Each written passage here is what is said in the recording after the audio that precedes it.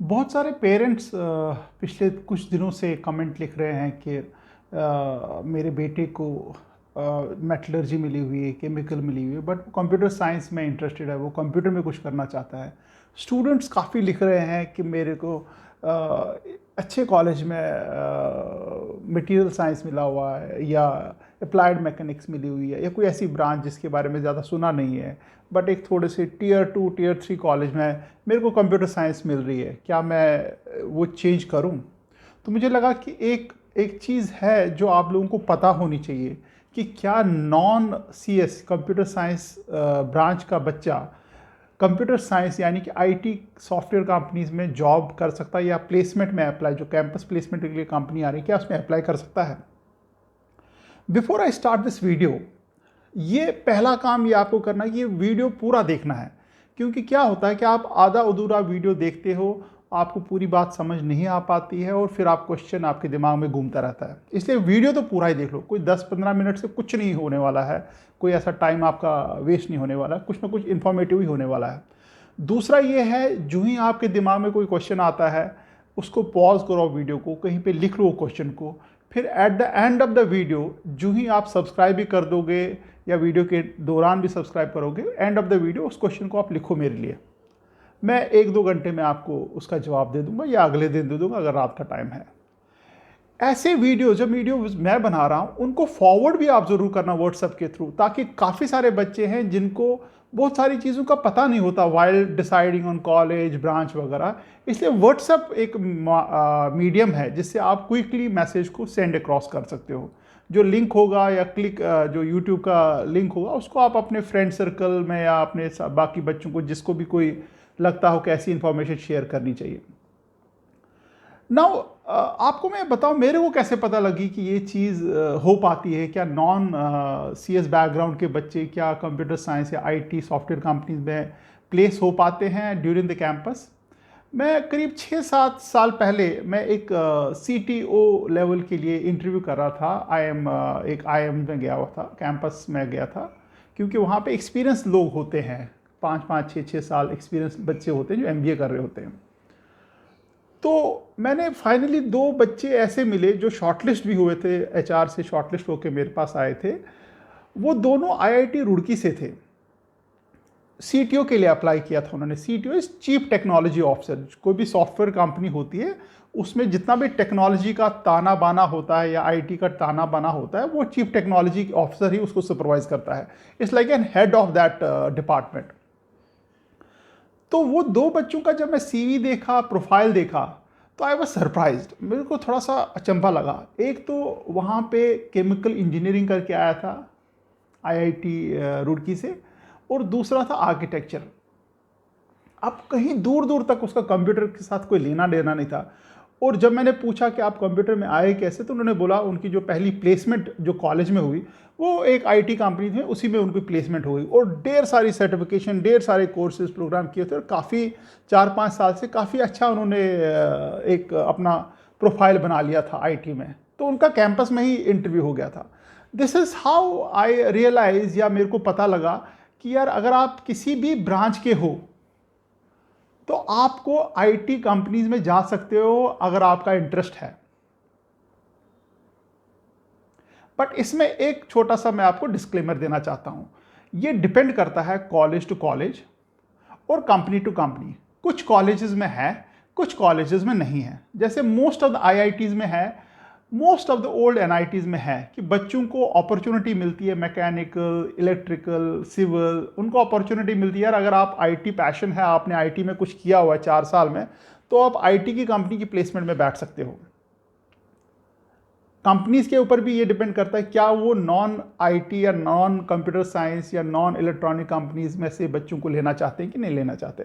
Most of the companies लेती हैं, कुछ नहीं लेती हैं। कुछ क्यों नहीं लेती, मैं उसके बारे में अभी बात करूंगा। तो यहाँ पे एक मेरे को समझ आया कि यार ये चीज़ है, और जब मैंने इसके ऊपर काफ़ी रिसर्च किया पिछले 6-7 साल से, जब भी मैं इंटरव्यूज़ करता हूँ किसी भी इंजीनियर का, या जो पास आउट हो रहे हैं या कैंपस में जाता हूँ, मैं पूछता हूँ ये सवाल कि आप नॉन IT के हो और आप IT में कैसे आए। तो उससे एक नॉलेज, एक अवेयरनेस मेरे को भी आ गई, मेरे को भी पता लगा कैसे होता है सब काम। सबसे पहला काम जो आपको करना है, आपको कॉलेज ज्वाइन करना। अगर आप कॉलेज में हैं, आप कॉलेज में रहिए। जिस भी ब्रांच में हैं आप, वेरी गुड, फैंटास्टिक, कंग्रेचुलेशंस। आप उस ब्रांच को एक्सप्लोर करो। आप मेटलर्जी में हो, आप केमिकल में हो, आप सिविल में हो, किसी भी ब्रांच में हो, आप उस ब्रांच में अपना काम करो, अच्छी तरह से करो। करीब 6-7 महीने, 8 महीने, 1 साल तक अच्छे से मन लगा के पढ़ो। उस ब्रांच को एक्सप्लोर करो, उसके अपॉर्चुनिटीज देखो, आपको मज़ा आ रहा है उस ब्रांच में। अगर हाँ, तो उसी को आप करियर बनाओ, उसी ब्रांच में आप करियर बनाओ। बट अगर आपका फिर भी वो कीड़ा शांत नहीं हो रहा है कि मेरे को कंप्यूटर साइंस में ही कुछ करना है क्योंकि मैं पैशनेट हूँ, मेरे को अच्छा लगता है, तब आप इस डायरेक्शन में घुस सकते हो। करना क्या है आपको? करना बिल्कुल सिंपल है। आपको जो 3 साल, 3.5 साल आपके बचे हैं, 6-7 महीने पहले निकाल के, आपको स्लोली आपको अपना बिल्टअप करना है कंप्यूटर साइंस में अपना नॉलेज। अब जो ये कंपनीज होती हैं, वो जैसे मान लीजिए माइक्रोसॉफ्ट है या गूगल है या कोई भी आईटी कंपनी है, उनको चाहिए क्या? क्या उनको ऐसा बंदा चाहिए जो कंप्यूटर साइंस का बंदा हो? The answer is no. उनको कोई भी बच्चा चाहिए जिसको एक डेटा स्ट्रक्चर और एल्गोरिथम पे काफी होल्ड हो। आप मैकेनिकल के हो सकते हो, आप सिविल के हो सकते हो, बट अगर आपका होल्ड है डेटा स्ट्रक्चर एंड एल्गोरिथम्स पे, आप थ्रू हो। अब ये चीज़ क्या है? ये चीज़ बेसिकली कॉन्सेप्चुअल थिंग है कि जिसमें आपका एक कॉन्सेप्ट है, आपको एक प्रॉब्लम है, उस प्रॉब्लम को किस तरीके से आप सॉल्व करते हो, वो चीज़ ये है। और रियल लाइफ प्रॉब्लम्स होती है,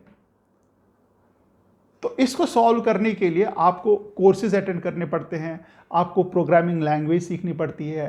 आपका अगर लॉजिक बहुत अच्छा है, आपका मैथमेटिकल एप्टीट्यूड बहुत अच्छा है, और आपका डेटा स्ट्रक्चरिंग एल्गोरिथम है, प्रॉब्लम सॉल्विंग आपका जो टेक्निक है वो बहुत अच्छा है, और at the end of the day आप कोडिंग भी कर पा रहे हो अच्छे से, तो आप आईटी कंपनीज के लिए इंटरव्यू में बैठ सकते हो थ्रू द कैंपस।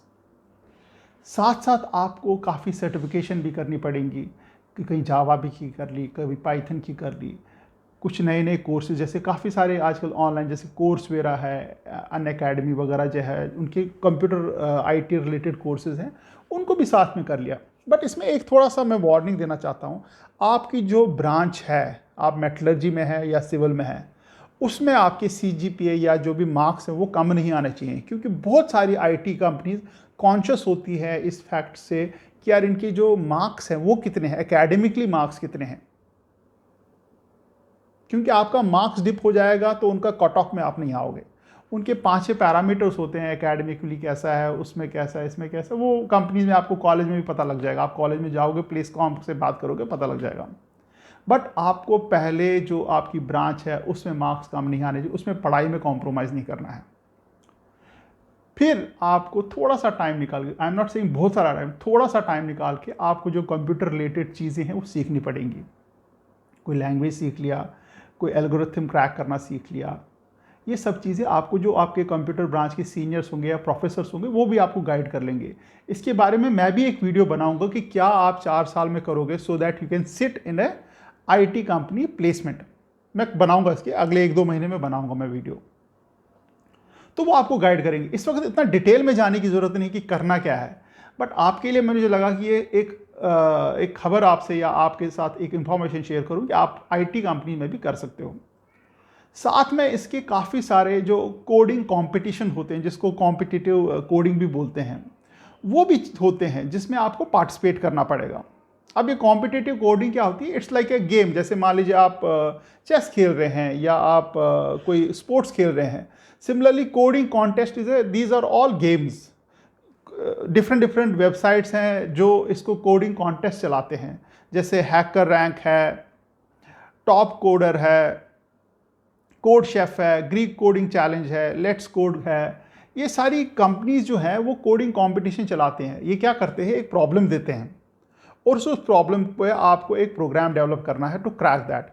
जिसका अच्छा प्रोग्राम होगा, जिसमें काफ़ी मेमोरी काम करेगा जिस प्रोग्राम में, और क्विकली क्रैक करेगा, यानी कितने सेकंड में वो क्रैक हो रही है, कितने सेकंड में उसका आंसर आ रहा है, तो उसके बेसिस पे आप वो कंपटीशन जीतते हो।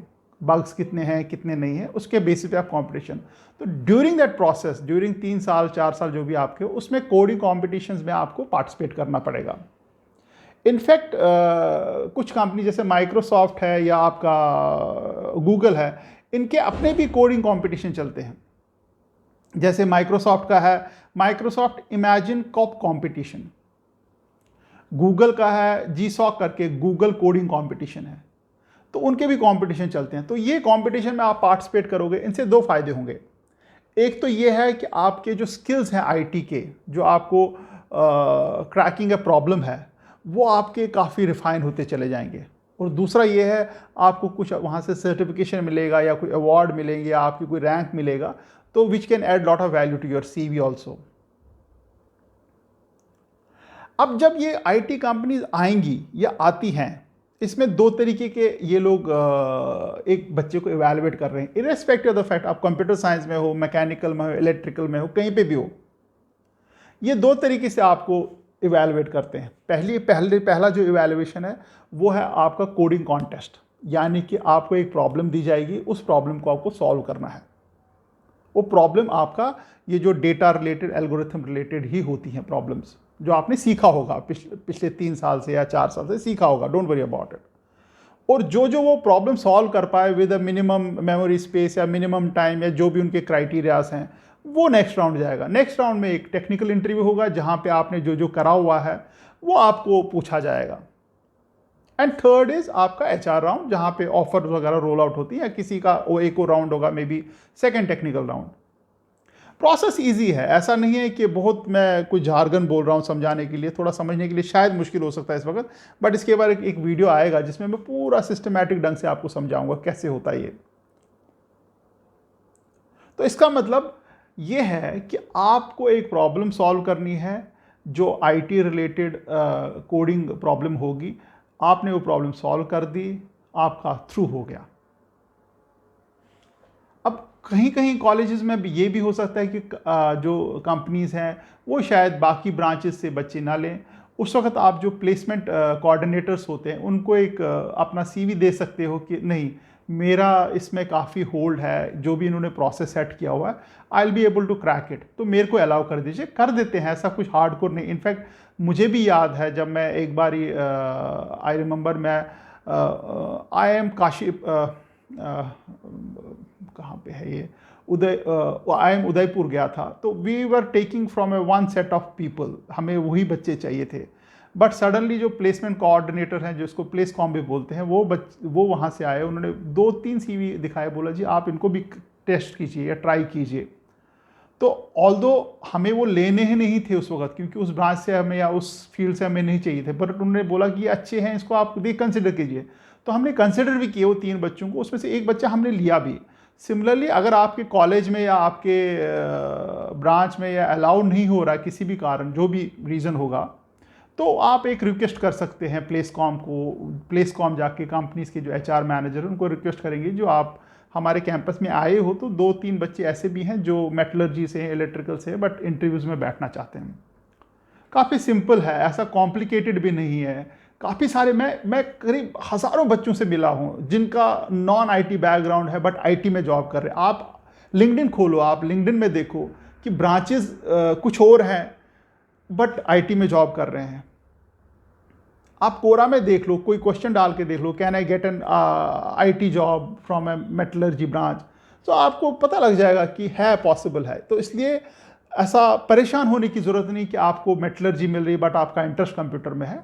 आप 4-6 महीने में अपना बिल्कुल वहाँ पे एंजॉय करो, कॉलेज में अपनी ब्रांच को एक्सप्लोर करो, अच्छे मार्क्स लाओ। ऐसा नहीं कि अच्छे मार्क्स तो हमेशा चाहिए, क्योंकि आपको प्लेसमेंट में हेल्प मिलेगी अच्छे मार्क्स से।